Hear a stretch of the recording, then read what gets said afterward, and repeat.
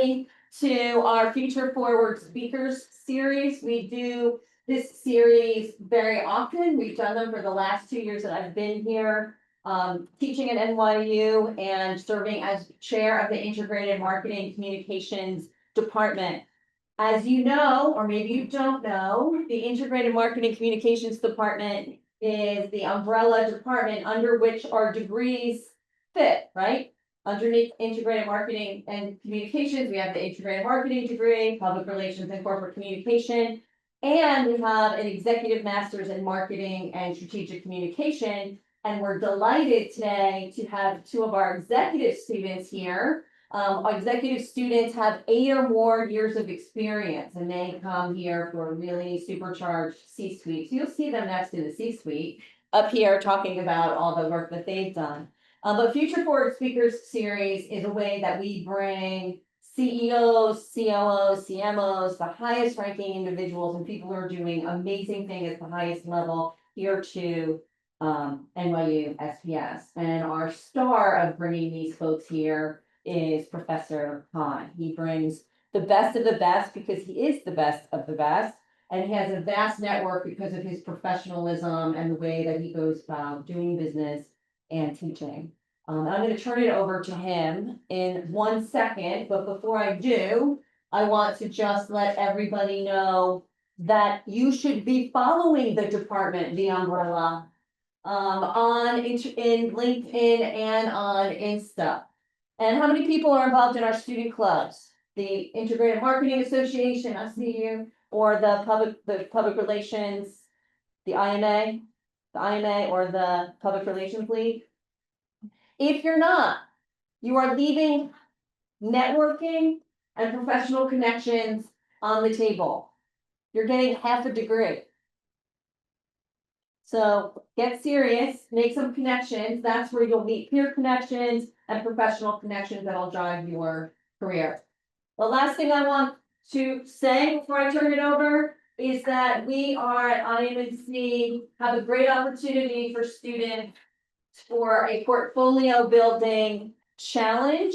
We very often, you see once a semester we do challenges where we invite students to participate in interdisciplinary teams to create marketing campaigns for real world clients. And you do a proposal and you do a semifinal round and then there's a final round. It's super exciting, super cool. And the award at the end is a mentorship, a one-on-one mentorship with professionals just for you. So if you have friends, check this out. For this semester, it is with Coin PR, gave us one of their clients. It's really integrated marketing. They really are integrated marketing, not just PR. But one of their clients is St. Francis Wine and Vineyards. And we're going to have our finals at Adobe. Adobe is going to do the last final teams. We're going to go to Adobe. You're going to do a skill build on Adobe Express and create 3 of the tactics from your plan. And then we're going to have judges from Adobe, Coin, and St. Francis. So try it out. There's QR codes. I'm going to leave this here, but I'll be passing these out in case you want to scan this QR code and pass it along. And without further ado, I'm going to turn this back over to the person who really is running the show. And I just want to give a big thanks to Kathy for being a partner in the 3 of the students that she is. Dr. Renee has been the most supportive of all the activities that we do. So that's a lot of applause for her. Oh, that's good. Get involved. Don't leave it on the table. I'm supposed to be in another meeting, but I'm gonna come back after I get out of that. I'll leave this here. Hello to everyone. Thank you. And just one housekeeping announcement. Those of you taking the 3 p.m. class, leadership class with me. After the session, take a break about 10 minutes and then we'll be back in our room 524. So today I have someone who's a good personal close friend. Now I don't invite all my friends to this leadership series, but he has really earned to be here and his story is amazing. So I'll start with, 15 years ago, this company didn't exist and he was a software developer. And a few years ago, we actually had about one and a half hour walk in Central Park, and I said, Jabran, I want to know everything about your story. And he said, well, there's not much to my story. The story is that I was very happily employed as a software developer. no itch of being an entrepreneur, and our father, he bought some towel, bedsheet covers, and got stuck with it. And, me being a software developer, didn't know what to do. And then we started putting them in Amazon and other activities, and we said, okay, let's do this. This is almost 15 years ago. He has done that, and then, this year they are paused for about $750 million of value. They are the largest private label, retailer of Amazon in the world, is something to be recognized. Now, having known Jabran all these years, he's always available whenever I call him up, and somehow I said, things are not adding up. I did Google, I did all the research, I said, no, he's real, of course, I call these numbers. And I said, Jabran, I would like to visit your factory. So I was in Pakistan this summer, and I visited his factory where all these things are manufactured. And it was a day trip, and it was amazing how he put up a factory of about 11,000, 12,000 people working in one place. And I asked him, how much of the shipping do you guys do? He said about 20 containers. I said, 20 feet? He said, no, 40 feet containers, 20 containers. I said, every month? He said, no, every day. And I said, oh my God, so what do you guys do? And just to give you that, 61%, 7% of the bedding, home things, every product that you can imagine and that they are developing. And the wonderful part is that, they're geared for $80 million. Now, real story, last year we invited him, and he somehow couldn't make it to our house. And that day, a few days before having this house party with some friends, my wife said, I need some napkins. I said, okay, I went on Amazon, I ordered napkins. When I got the napkins, it had a label, Utopia. And I said, this is too spooky that he's invited at the party, and then we got the napkins we ordered from Amazon Utopia. I called him up and I said, you're everywhere. This summer, we have a family apartment in London, so I went there and I stayed, and my niece also lives in London. I called her up and I say, hey, I'm coming to the apartment, it's empty, so can you please order some bed sheets and pillow covers? She said, sure. She ordered them. When I went there were Amazon boxes. I opened it up and it was Utopia. And I said, how could this be possible that every time you order something, his company is sending it? Because when you go and order Amazon with anything he manufactured, the chances are you end up with this company. But anyways, I just wanted to share that how an entrepreneurial mindset can change everything, and whatever you can think of, you can actually achieve that. So what I want to do is I want to just hear from him rather showing the slides. Jabran, let's start with your story, and I may not have done a good job that being a software developer. How did this all happen? And a company that has offered this magnitude, is this accidental? It cannot be pure stroke of luck. So share your story with us. Where did you get into this? So, never planned this in 2010. I was working in Bank of America. I was happy, family, kids, house, was a software developer. And my father had some experience doing business. I had no experience myself, and I was not happy with my father, the challenges he faced, and his business by that time was almost bankrupt. So I had bad experiences from my father's side. And I was very happy with my job, like no stress to go to work, to come back, and it's easy life, right? So all of a sudden, my father just bringing some towels. They end up in our basement, and we used to play table tennis there. And in the winter, if you can't play, and we don't have any other activity, so that was the motivation to get rid of those towels. We sold to somebody, we lost, and then we said, okay, you know what, let's sell them online. Started with eBay, and then later on we did the same thing for Amazon, and there was a lot of struggle because coming back from work and you get 20 orders and you get boxes from Home Depot, make boxes, tapes, and run out of boxes, run out of tape, pack them, and then next morning the UPS guy like, why are you picking 20 packages from a private house? So it was kind of bizarre, unplanned. It was, and we never thought that we will actually build a business out of it at that time. But we loved it, and once we learned that you don't have to do all that, you can send your stuff to Amazon and they can do this for you. They have FBA. And it was me and my brother. My father was, he was retired, so he was home. So that's how we started. And when we keep doing it, and until 4 years, I was doing it with my job, and until like first couple of years, like we realized that, oh, this actually growing very fast. Right? This first year we had like hardly, a million revenue, maybe. It took us like a couple of years to reach maybe $1 million revenue, right? And by that time, I realized that, okay, this is significant. And then after 4 years, it becomes so big that I had to actually leave my job and make it full-time thing. And my brother was also doing the same thing, helping me with the whole thing. And now we are here.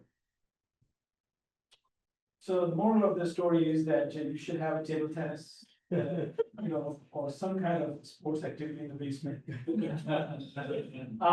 So let's put back to these young students in professional thinking, they're going to work Bank of America, JP Morgan Chase, or Amazon, or any of the company. The entrepreneurial route, at what point in time, you must need some kind of discipline to, start a business. What are some of the initial challenges that you faced as a new entrepreneur?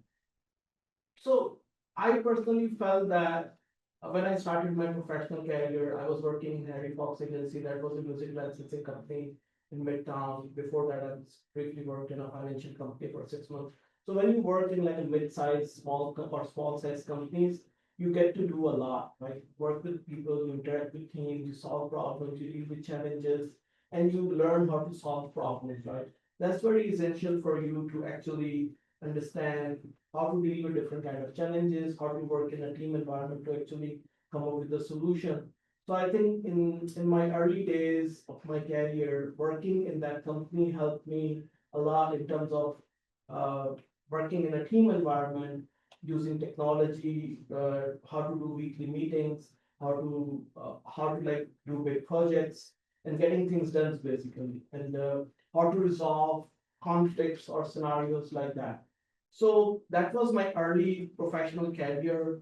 That on the so you learn a lot in small and mid-sized company. When I was end up in Bank of America, uh, the smartest thing people recommend is don't do anything, right? So if you fix a lot of code, right, you probably break some too, and it will just cause big trouble for you. So you do maybe like minimal so that it doesn't break so many things and keeps things simple. So that was a big shock in terms of like how I was doing in my previous company, like working 8, 10 hours a day. And that actually one of the reasons that I had so much extra time on my plate, because I was very productive in my previous job and I could finish my job in a couple of hours. So I had like nothing to do in the rest of the day. How you can move from an environment where you're working like 8 to 10 hours a day and doing like 22 hours. So that was so all that learning in your early days. So it's very hard for someone to actually start a business just out of the college. You need some place where you learn. Either during your education, you have some engagements or activities that makes you a person who know how to get things done, how to solve problems. So I think that was very essential in the early days. So one thing that I have known, and sometimes I have advantage or disadvantage in any development. You started first distributing, and then you went into manufacturing. Now, manufacturing is a huge undertaking, right? You have to create a whole infrastructure for that. How did you get into manufacturing products? So our philosophy on selling on Amazon was that we don't tie to a specific category. So we started with towels, and then we get to sheets, and then we get into cookware. So we just pick any product that we think have a better potential for success. Anywhere we can make more margins. So our model was that we we figure out what to sell, and based on that, we source that primarily. We started some very early days from Pakistan, but most of that stuff we were getting from China, because that's where most of the stuff is made.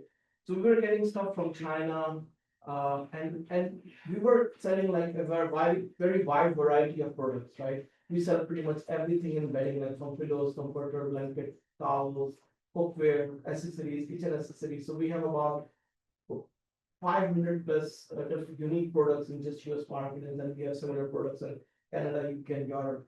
And in order to sell so many variety of products that are non-magnitude, so we were dealing with maybe more than 100 to 200 suppliers at any point in time. Now you place order to each supplier, now anything changes, you need to change those orders. If anything changes, we will renegotiate the prices. So just talking with so many suppliers, negotiating them for different sizes, colors, and if the supplies goes up and down, you cut the order or increase the order. That was becoming a very big pain point of the business. But also in the early, in like the first era of Trump, we also noticed that there were some tariff challenges with China. There was a trade war. So we can foresee that this can actually prolong, and if we are getting everything from China, we need to diversify. So since my father had some background in manufacturing, I personally have no experience in running a manufacturing company. So we took a chance. We set up a very small manufacturing of one type of product in Pakistan, and we that was in 2020. We did that, and actually 1 year we built a factory. We start getting goods from it, and we liked it. We were like, okay, this is not bad. It's not easier than dealing with so many things, because every time I need to make new colors or cut the order or decrease the order, I have better controls. Also, the bigger problem was that in China, uh, we were facing a lot of quality control issues. Uh, the labor cost is getting expensive. They can't inspect keys properly.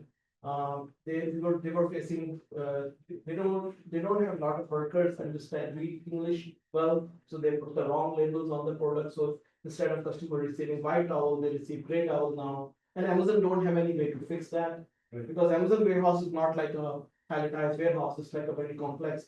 Each item is, if you have 1,000 pieces in one of their warehouses in different pins that only the software knows what is where, right? So they can't easily fix it.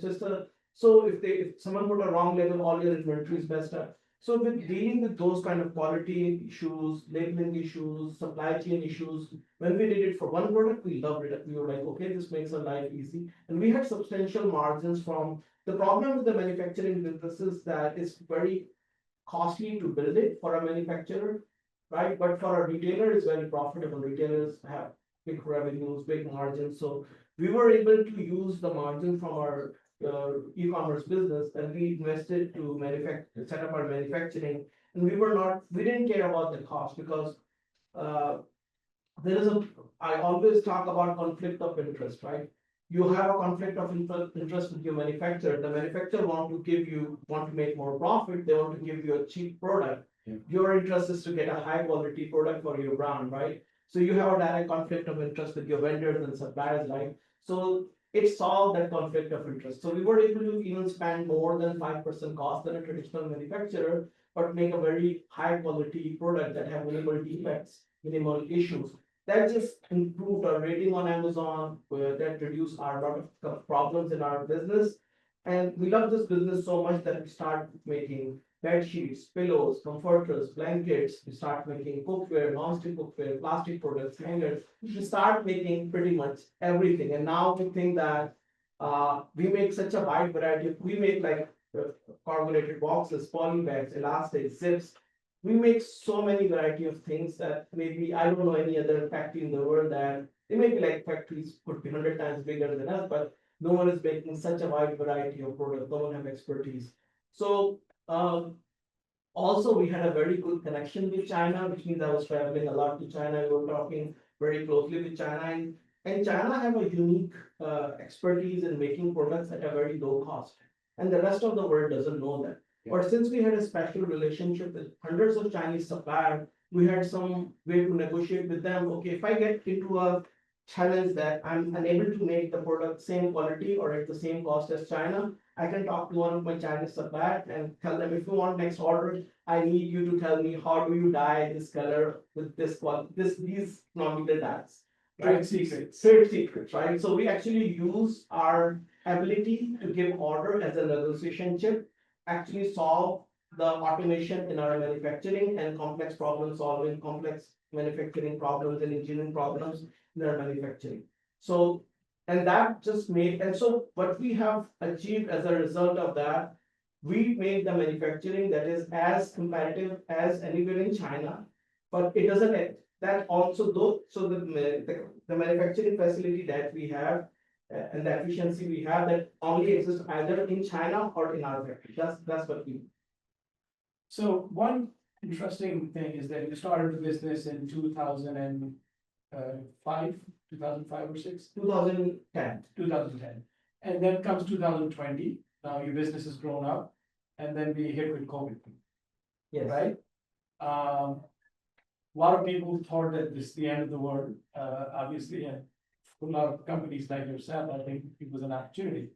So how did you react to it, and what was, share that experience, that how you took your company, your numbers went down, up? What did you do that to overcome that challenge? So since the physical stores were mostly closed, so e-commerce only boomed during this period, right? So we had a 50% growth. I think we were like, I don't remember the exact numbers, but it was only 3 years ago, and we had like almost 50% growth that year. So that's pretty good.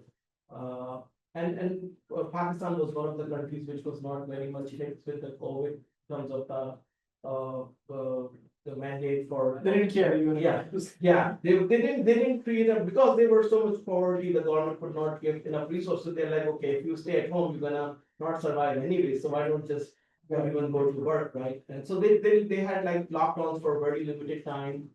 Everyone was of course using masks for whatever they were doing, but there was not as restricted in some of the Western countries. And I think the impact was slightly lower where the hot weather and other things. So it worked in our favor, and I think it worked well for us in the end. So now, in terms of the business expansion, how do you decide? I know you and I were talking about that now you want to manufacture this. Manufacturing any product is a huge undertaking, right? Of course. As a business and entrepreneur leader, how do you strategize your next moves? What goes in your mindset that this is what we're gonna do next? What is the planning process?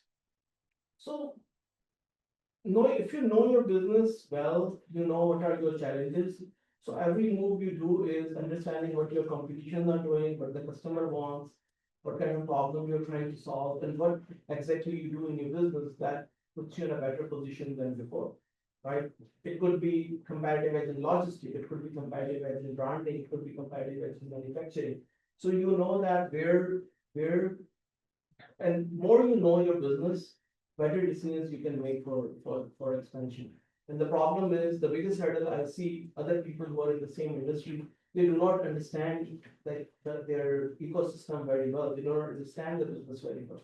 So understanding the business is sometimes looks very easy, but it actually e-commerce is a very complex business. There are so many different kinds of customers. Some want to look for cheaper products, some want to look for more premium products or branded products. So when I make those decisions, I keep these things in mind, that how we need to position us, what are our areas of strength, what are areas of weakness for our competition, and how do we position ourselves to meet in future. So you're working with Amazon, obviously, which is one of the most customer-centric company in the world. I just put the customer on the edge. How difficult it is working with them, because if customer doesn't like anything, they have to return, right? I mean, how does that process work? Who picks up that cost? The manufacturer does, So let's talk about customer returns, right? So if you make products that have higher rate of customer returns, then I think some small part is Amazon pays it, but I think bulk of the cost goes back to the retailers or sellers, right? So we absorb that cost. And of course, even today, Amazon have like a frequently returned bags and other ways. Amazon also penalizes you if your return goes from a certain percentage. Also, I think the reviews are probably the most important tools used by customers, like before products. We actually understood Amazon in these early days that how important reviews are. And we actually, we used to read each and every review, like positive and negative, right? In fact, our part of our product analysis is that we download all the reviews and then just use different filters on different keywords. Now we have AI, you can read it and tell you everything, but before we used to download an Excel and like read 20-30 reviews and divide it on like what customer like or customer doesn't like, and if we have problems. So when I was visiting the factory, I saw a lot of young men and women sitting down, and I was told that they are working on the reviews part. So you have a team that goes through this? Yeah, of course. Every team who manages aspect of a category or a business, it's part of their job to download the reviews, then it goes to the quality assurance teams, it goes to the teams who product management teams. They understand why the reviews are going up and down, what kind of issues customer faced in the last 30 days, how we can solve those problems. So the big companies like Walmarts and Targets, and if they go by like, oh, you need this certification, you have this chemical free, and you have to do this. They have a very little insight about what customer actually cares about. And the reviews for the first time provided an opportunity to understand what, because in big stores, the customer is not giving any real feedback. They buy a product, they return a product, and you actually don't know what customer, so if the towel is thicker, it's thinner, if the bedsheet is see-through, if they like the hand feel or not, if what happens after third wash and it's just deteriorates or what, right? So all those things, people had no clue, but the e-commerce, the reviews made that whole experience better. And as part of our business, we actually, coming from a software background and understand the data and the systems and SEO and everything, we really use technology in our favor, like downloaded reviews systematically, put it into the system, make a process in the company where actually you have to like, everyone is accountable that even if there is a one negative review, why it happened, what are we doing to resolve it going forward? And that made our product reviews better than the competition. Now, as a company, obviously you expanded and you have more than 10,000 employees, I believe, right? How do you manage, and you are a remote leader, I know that, right?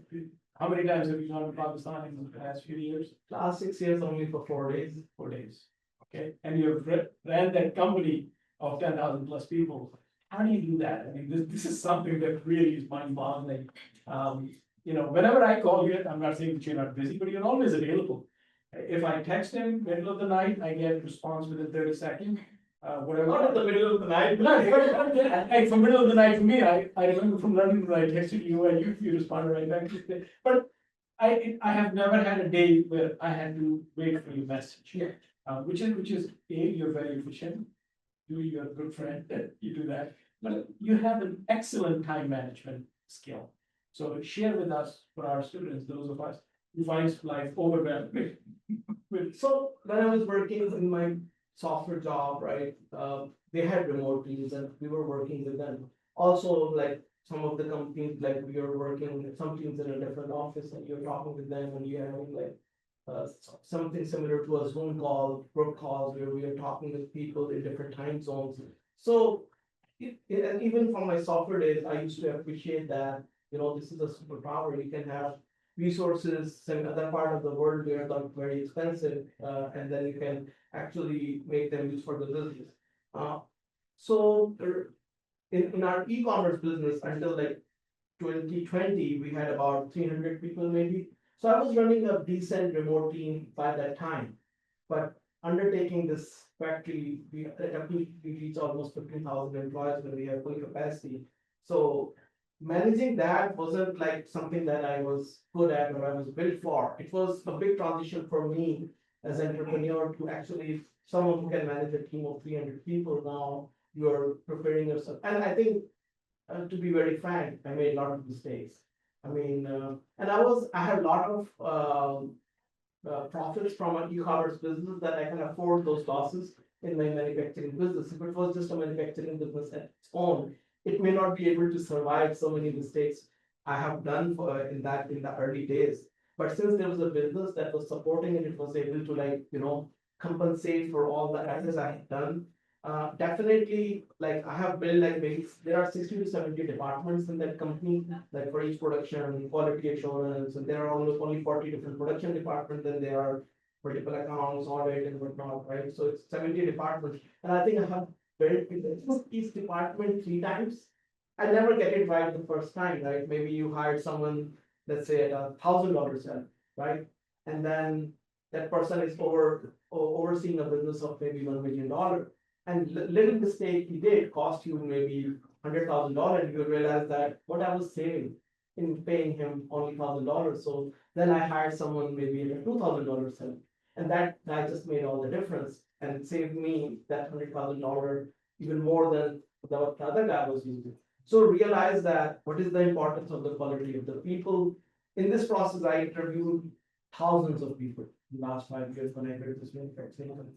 And you interview first guy, you don't know anything about dyeing, right? You talk to first guy, and first you do your own research what dyeing is, how it works, and dyeing is different for towel, for fabric, for knits, for yarn, it's different, right? It's different technology. So first you do your own study for a couple of days, then you schedule an interview with 10 different folks. When you talk to the first guy, you don't go to the best guy in your first interview, you go to like your maybe like a backup option, and then we interview. Within the interview, you learn basically how he does his things, and after a couple of interviews, you get the basic understanding of how the line works, and by the time you do third or fourth interview, you are talking pretty reasonable questions from people, and by the time you third, 10th interview, you probably like learn so much that you're asking advanced topics, and those people are like, okay, this is too much for us. So I use these methodologies, these techniques to actually learn not only different aspects of business, but develop how to hire. And I think the biggest mistake I did, that if I can wish I can go back and fix it, is I didn't realize how important the human resource department is. Right, so it is probably one of the most neglected department in most of the companies, but as companies as good as its people, and human resources, the department that should be the right hand of your CEO, and you work closely with them, and you just make sure you keep enough focus on hiring high quality resources. Sometimes it costs you a little bit more money to hiring better resources, but hiring people with the right attitude, with the right expertise, can take companies like really, really far. And after like making these mistakes for first 2 years, 3 years, when I got better at it, I developed my human resource team better, get better set of people, train them better, onboard them better, build relationship with them. And eventually when it comes for them to do, I get much better results from them as well.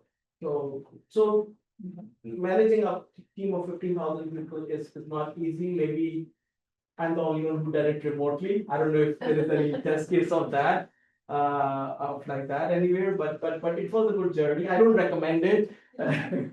But yeah, we did. No, I mean, it is really, you should still be very humble about this. Let's talk about it, and you openly say that in the 15,000 people company, you and your brother are the only people who are not married. Yes. Everyone, so you have created a process, right? What are some of the key things that you've heard, young students sitting here, what are some of the key elements that you look for in people when you're hiring them? So when I look into e-commerce is a new field, digital marketing is new, supply chain is different, branding and marketing is different. So even if you hire some experienced people, we realize that how I'm gonna find someone who have the best PPC skill, because 10 years ago, there was no person like that, right? Only few people know about Google Ads and all that, and you can't find any expertise of that. So, and we have personally developed those skills for ourselves, but we can't find those people anywhere. So what we looked for since beginning of our company is people with a good education background, with at least few years of experience, where they have worked in a company where they actually solve some complex problems. So we know that they have a ability, they can solve complex problems, and they can do some critical work. And then based on that expertise, you're like, okay, come here, we will train your work. I can train you everything in 2 months, right? But hiring someone who is less capable, even with a little expertise, even after 10 years, he may not be very productive for me. So we invested in right human resource since beginning. We even used to go to colleges and we say, I need just maybe like top 10 from this college, right? Or hire, like target some premium college, even like if there are mediocre colleges looking for maybe people who have done exceptionally well in last 5 years of their career. So we see people who have very quick growth, or who are managing a large team, or have some really distinguished expertise, or people who have very strong academic or professional background. We focus less on specific expertise. Those are of course important. Maybe you need 1 or 2 people in each team that can add more value. Definitely, like that is mostly in a context of e-commerce, because we had lack of resources. And I still use that experience, but definitely when it comes to production and other things, you definitely need people who have done this for years. Because like there's no replacement for experience in those categories. So every business is different. And we use these strategies, it was different for e-commerce versus, So I'm gonna spend some time about vision of a leader, right? So obviously starting a company from scratch and let's say hopefully we'll do $750 million this year. And you're saying that you saw 10% growth and you're very uncomfortable. 10% of $750 million, $75 million growth, and you're uncomfortable, right? At what point in time, you know, I mean, for anyone, $80 million growth is great.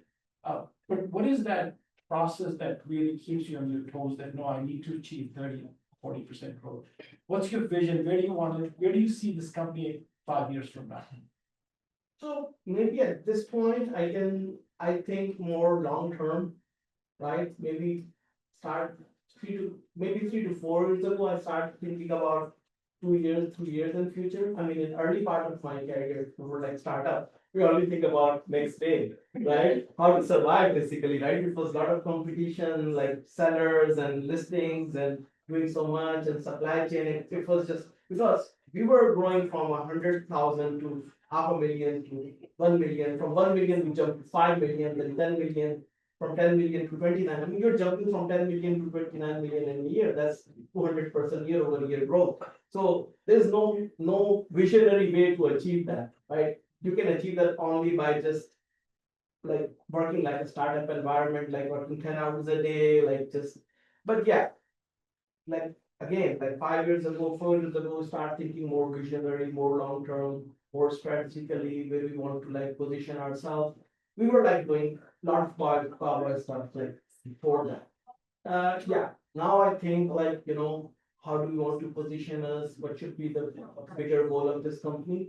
And I think that keeps me awake sometimes in the night, like what I need to do going forward.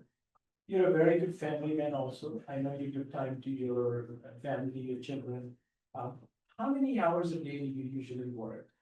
I mean, except the first initial, I would say 7 to 8 years. In which, especially the first 4 years, I was doing a full-time job and this business, so that was insane. After that, of course, early days of business when we had like a 3x growth. That was probably like I was working 8, 9 hours, 10 hours a day. But it slowed down after a time. We were just growing well. I was working maybe 2 times. We were very good at like out teaching people how to get things done and keeping our plates empty, right? Not to have too much. One of your strengths I know is delegation. Delegation. So Yes. share with us, how do you delegate? How do you identify the best people and give them challenges? So my secret for delegation was that hiring a resource and work with shadow him for amount of time, and then just so maybe start with daily meetings, daily 15-minute, 30-minute meetings with them, reduce it to a week, then reduce it to bi-weekly, and when that thing is like going well, just leave him alone, right? So a proper onboarding of a senior person in your team, and of course, hiring is a key part. If you hire the wrong person, there's no way you can fix it. You have to go back and hire the right person later on.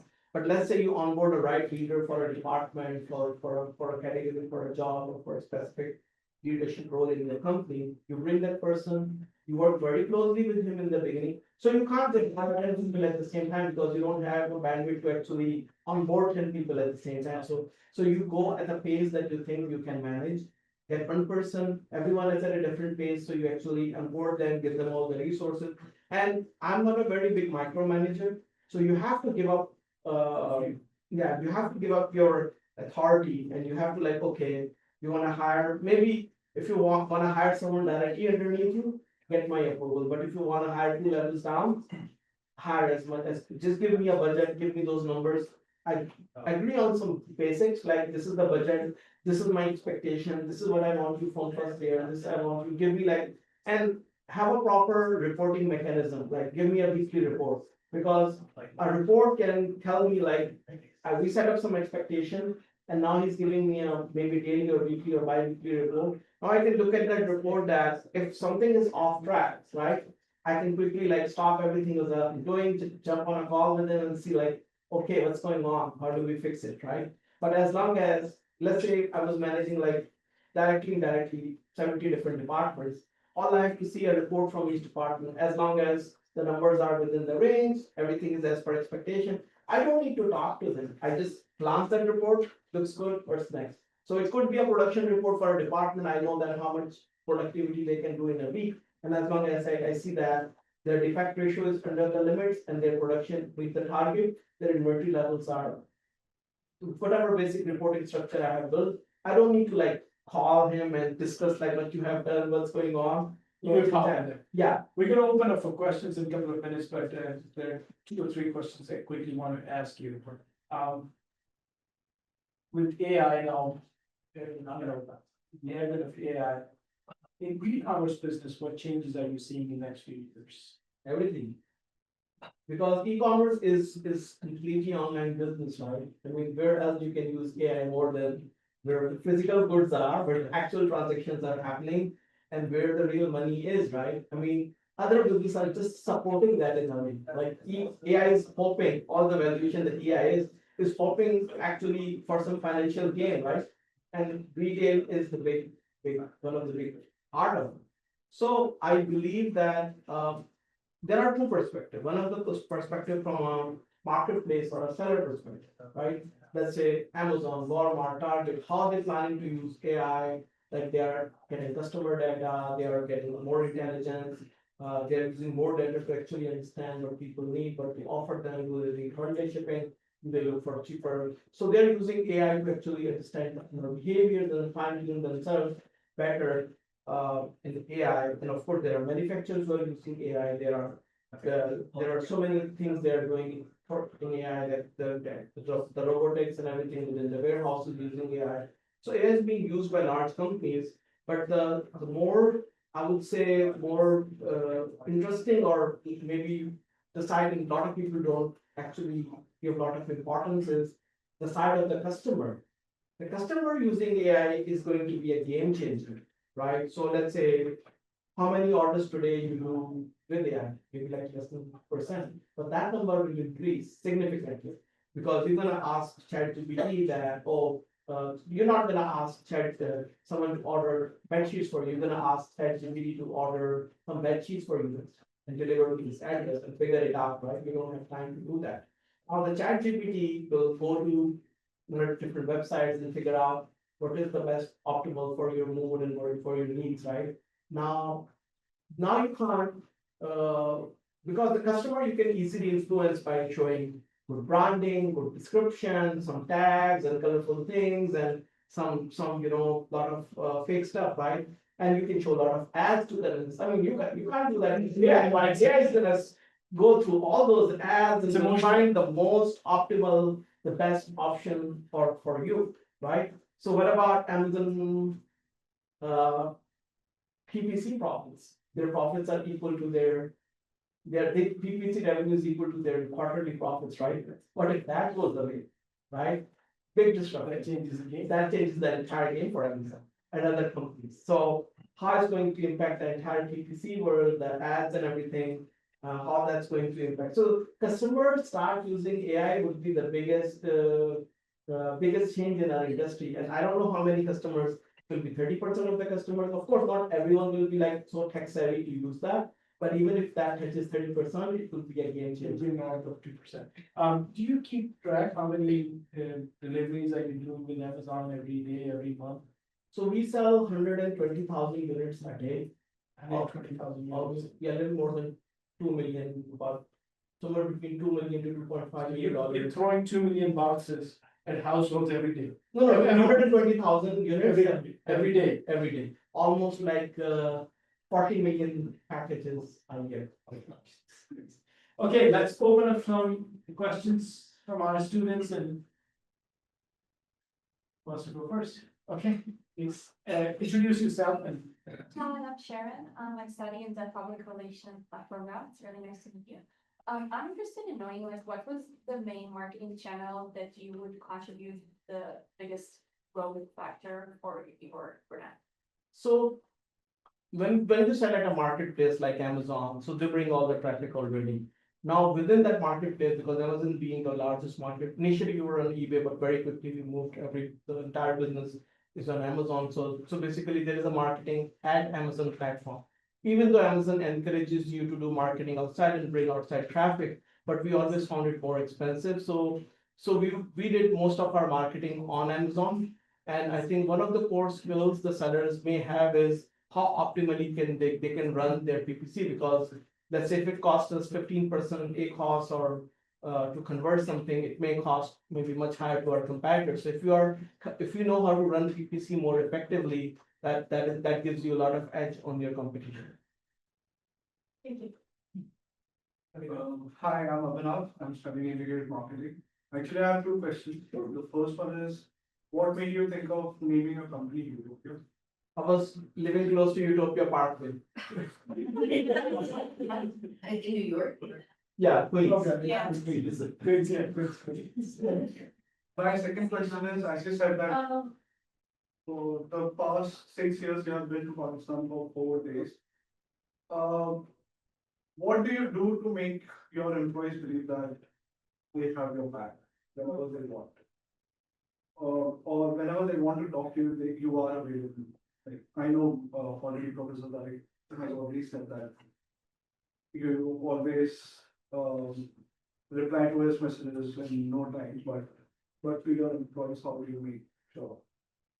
So not all 15,000 people have the same connection with you, right? So imagine you go to, a worker goes to a production floor and there is a supervisor, right? That's his life, right? Because the supervisor is his, like he gives him more work, he gives him overtime, he pays them more or less.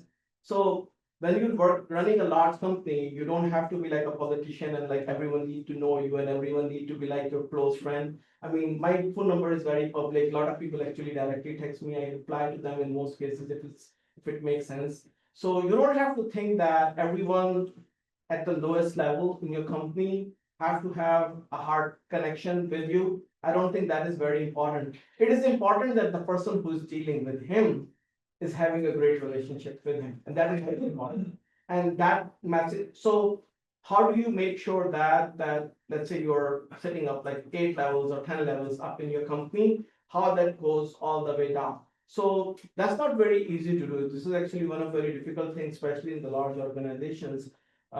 So I think the culture comes from top. Like let's say someone do a major loss in your company and you assess the situation and you realize that it was an honest mistake. How do you respond to situations like that, right? For example, if there is a harassment issue in your company and it's a very important person in your company, and what do you do in that situation? You just let it go or you do something about it, right? So that makes a lot of difference so whenever I do my meetings, I actually go up to 2 level down. So I do like my scrum that have 20 people that have a person directly reporting to me and his team underneath him and another team. So one person is managing 4 people and then let's say each one of them is managing 4 people, that's about 20 people. So one of the things that helped me that I always was working 2 levels down.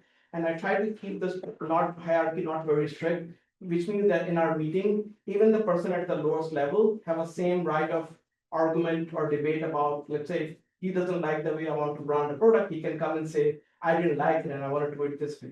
So the openness, and it's not easy to create. You have to do like a lot of loose talk with them. You have to like make them open up with you. If they make a mistake, you don't actually be aggressive with them. So it's something you build brick by brick.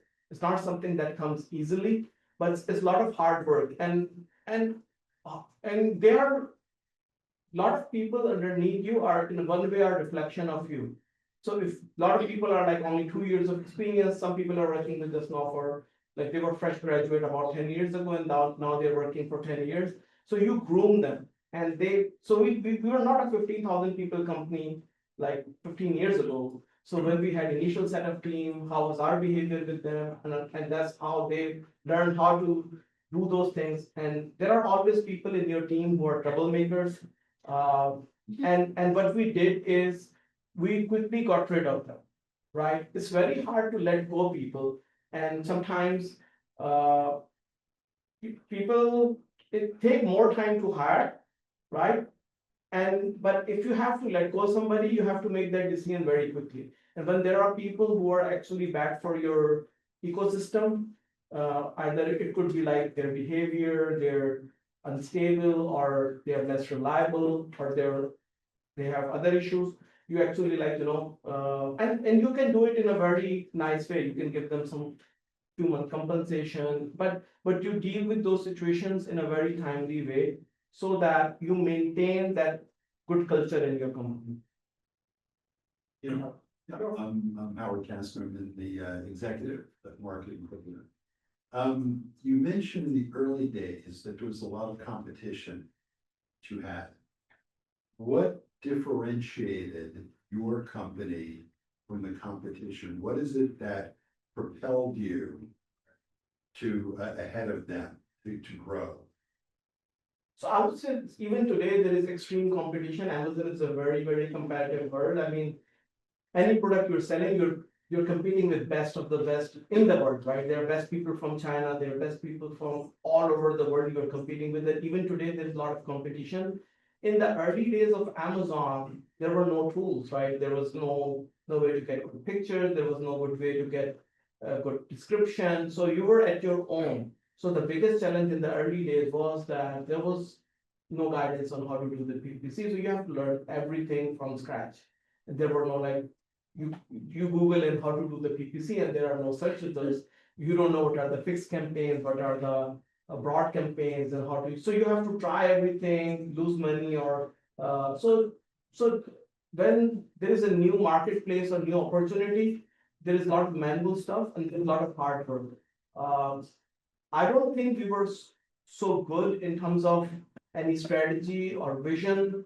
It was just a lot of pure hard work in the early days. So what differentiates then your company now from the competition? So strategically, what we have done is that our operation cost is very low because we have developed a lot of software that actually. So we are only like less than 400 people running a close to 800 million revenue company. If we see as per our competition, it is much lower, and most of our resources are offshore, which are like 1/10 of the cost. So if an average US company have a 8% payroll cost, we have less than 1%. So that we have a huge advantage there. We, in order to tackle the Trump tariff issue, we did our manufacturing in a different country other than China. That saved us about 10 to 15 million in tariff every year now. So that now makes us better. Again, technology is a big plus. We have our own manufacturing. So now imagine Amazon asked you to deliver everything in 5 locations. Now I'm buying the same stuff from 400 Chinese suppliers, and each Chinese supplier I'm combining like from 10 suppliers in one container, then each container going to 5 different, then making 5 containers like that and sending to 5 different locations from 200 suppliers versus one large manufacturer, which is doing 90% of our stuff, which is very easy for them to like send stuff to 5 locations. So that made our logistics much cheaper, more easy to manage. We simplify the operations a lot. A simpler business is easier to manage, and we are very cost competitive. Since our manufacturer is making the same product over and over again, it costs them less. They pass on those profits, that saving to us because we give them big orders. So that makes it very competitive. But we also have probably launched the most number of products on Amazon as a private label. So we have launched more than few thousand products on Amazon over years. So we have a team of more than 100 people who design products. We own we have hundreds of patents and dozens of trademarks in our name. So we design a lot of products from scratch, and some of the products takes up to 1 year to design. Like I designed shoes. We bought all the premium shoes every year. We bought all the shoes from different Chinese manufacturer. We redesigned the shoe over a year and a half, and then finally design a shoe that we can say can get maybe better reviews than maybe Nike in our case. So we have like a lot of effort in product design, a lot of focus in that. That's probably one of. And after that, we get one question and then we'll wrap up. Hi, my name is Divya. I'm doing my master's in marketing. I have a question regarding a leader's personal branding, but before that, I have a confession to make. When Professor Tariq Khan told that you're coming for the talk, I did a really friendly stalking on Google to check out your brand, check out what Utopia is doing. And I think the one thing that stood out always was Utopia. Its success, its revenue. Whereas you were in behind the scenes, sort of orchestrating it. Even when I was walking towards the class today, I think what I realized was that companies today are synonymous of their founder's brand. You know Mark Zuckerberg more than Meta. Uh, I didn't feel that is the case with your branding. And I want to understand, is it a conscious choice that you made to stay away from the limelight, or is it something that is in your personality inherently? Um, I mean, I did some podcasts, some of them hit as much as million views. So I didn't used to do in past, there's a thing in Amazon sellers, like they want to keep their product as a secret because they think that someone knows that you're making so much profit. Like they want to know what you're selling, and they were a copycat seller, right? That's a So business choice there. yeah, so in early days, it was definitely a business choice. Last 3 to 4 years, I'm actually more vocal, talking to events, talking with people. I probably haven't worked in an office environment for last 10 years, like probably like working from my basement alone. Maybe that has something to do with that. But yeah, I haven't thought too much thought about it. Didn't make that as a priority yet. But maybe like when we do want to do IPO, probably like that will make a lot of sense for us. Knowing you personally, he's a big introvert. He goes to events, people ask him, what do you do? He said, I'm in e-commerce business. And that's where it ends. So, he's very humble with. That's why people wanna work for you, if your ego is not taking over the company. One last question, Brad. Hi, I'm Zarel, I do integrated marketing, here. But I'm a really big believer in like the energy that you carry, as a leader and like from like top down, overall like company morale, or just, like, I'm gonna call it morale right now. What do you think has been like your gift in, or your experience with working with your leadership style, like top down, and how do you think that benefits even the lowest employees or the lowest paid employee in your company? So I can't go to have 10 levels in the company. There's no way I can go to the last level, but definitely I go 3 to 4 levels down than me. Every 1 hour, I have a meeting with about 20 people bi-weekly. So in every 2 weeks, I may touch few hundred people, and those are repeated meetings. So I know each one's name. We like have very detailed business discussions, business plans. So I would say like, let's say, and at least on the e-commerce part, we have about 400 people. I know about maybe 70% of them by me. And in maybe manufacturing business, maybe few hundred people by me, and they know me, and we interact very closely. So definitely like connecting to people, talking with people, having a frankness, it helps. And you last question? Yeah, so I'm sorry, I forgot your name. But I also did some Google search too before coming here. And I saw that there's also utopiadeals.com as well. So what have you taken from Amazon to kind of put into your own, I guess, e-commerce platform? And I guess a follow-up question, if you have any future ambitions to start your own, a different, venture, what would you take from what you've learned from your Amazon deals into your separate from Amazon? So we do this e-commerce business, and we also have this huge manufacturing business. Beside that, we have our logistic business related to the same business. We have our own trucking, we have 1 million square feet of warehousing. Beside that, we do some small things here and there. But mostly within the same spectrum of the business, because what I believe is that your biggest customer is yourself, right? For example, your e-commerce business, all the logistic business, your customer, no conflict of interest. They don't want to make small pallets and overbill you. They want to like optimize your cost. Similarly, your manufacturing is aligned with us, and even we make raw material that is aligned with us. So we do like diversification. 3 or 4 business who are very much aligned with us. Regarding our website, it was a choice that we want to do most of our sales through Amazon. Because instead of trying to sell on the platform, all the platforms and selling, because a lot of brands, what they try to do is they try to do everything, and they are not, many of them are unfortunately not good at anything. So we are like very focused on Amazon, and our goal was to reach a significant revenue through Amazon and not to care too much about the website sales or other marketplace sales. Now we are focusing them as a way of diversification. So you probably like may not love our website as much as what you see on Amazon about us. Other areas, I mean, I read about all the time since I have so much background in manufacturing. All the time I keep looking at how to make cars, how to do this.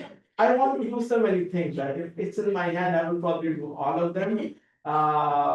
We are making like biomass pellets is one of the project. There are so many projects we do. Doing like a non-profit for my daughter. We just are helping her a little bit in that. But there are a lot of things I want to do, but I think I want to keep my focus on this e-commerce business.